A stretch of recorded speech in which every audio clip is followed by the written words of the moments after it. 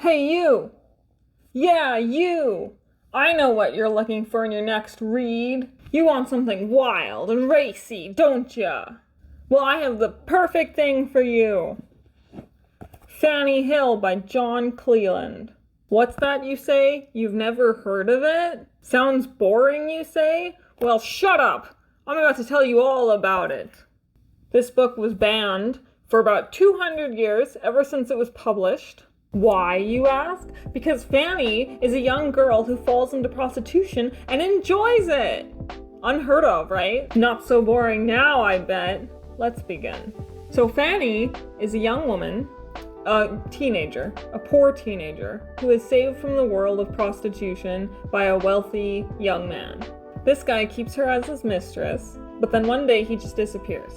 So Fanny has to do something, so she resorts to prostitution to make some money and to have some place to live.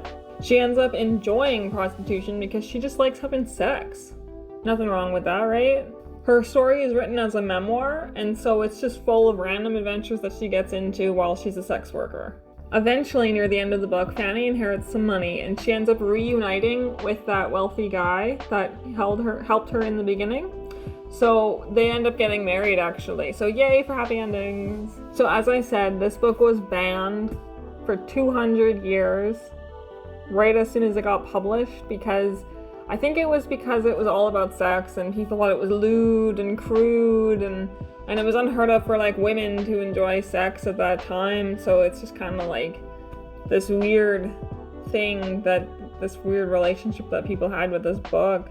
So it was on the black market for a long time. And then until about the 1960s, that's when it was finally published legally again. So the sex scenes are laid out in some detail, but not really in a crude way. And I found even when the guy's piece is so big that there's some pain involved, it's like a good pain for Fanny. She never really complains. She never really says that that's a bad thing. She just says good things about it. So it could be argued that this book glamorizes sex work because Fanny never really runs into a problem with STIs or with pimps or anything like that. So I personally never thought of it that way before, but it could be argued. I'll let you be the judge of that if you read it though. It's kind of a strange book overall, but it's an interesting romp anyhow.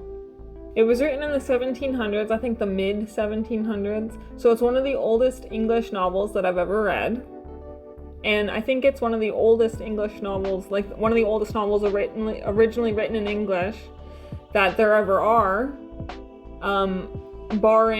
excepting for like Daniel Defoe and he wrote Robinson Crusoe and Moll Flanders. Those are actually older than Fanny Hill. But that's a discussion for another time. So thank you for watching. Hope you read the book.